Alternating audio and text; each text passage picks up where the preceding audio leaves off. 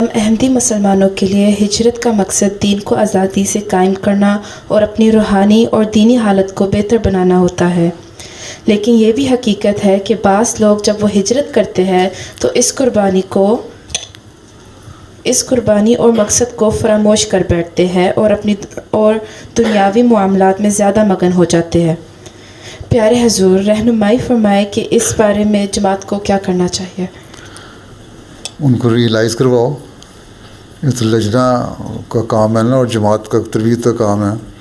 ان کو کہیں کہ تم لوگوں کو اللہ تعالیٰ نے موقع دیا، پاکستان میں سے اگر ہجرت کی ہے تو وہاں یہ بہانہ تھا کہ ہم کھل کے نمازیں نہیں پڑھ سکتے، جمعہ نہیں پڑھ سکتے۔ کئی سال ہو گئے ہیں احمدیوں نے مسجد میں جا کے جمعہ نہیں پڑھا، بلکہ عیدیں بھی نہیں پڑھیں کئی سال سے عورتوں نے۔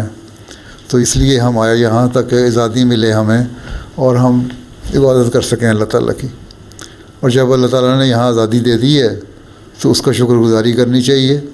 اور ایک صحیح اچھے انسان کو تو یہی چاہیے نا کہ جو اللہ تعالیٰ نے اس کو موقع دیا اور بچایا غلط چیزوں سے، اور یہاں موقع دیا کہ آ کے اپنے دین پر صحیح طور پر عمل کر سکیں، تو ہمیں یہ کوشش کرنی چاہیے کہ ہم اس پہ عمل کریں۔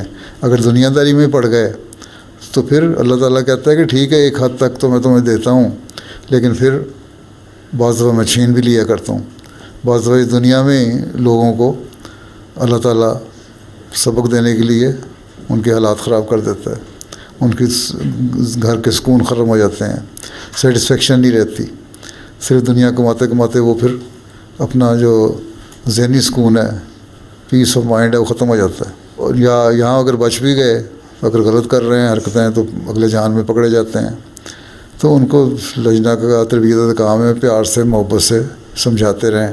جماعتی طور پر بھی لوگوں کو سمجھاتے رہنا چاہیے کہ ہمارا جو مقصد ہے وہ کیا ہے۔ ہم بڑے مقصد کے لیے آئے ہیں، اس نے پوچھا تھا نا کہ انسان کی زندگی کا مقصد کیا ہے، تو مقصد اللہ تعالیٰ نے جو بتایا ہے ہمیں، ان کو بتاؤ کہ یہ مقصد ہماری زندگی کا ہے، اور اس سے سب سے زیادہ ہمیں عمل کرنے کی کوشش کرنی چاہیے۔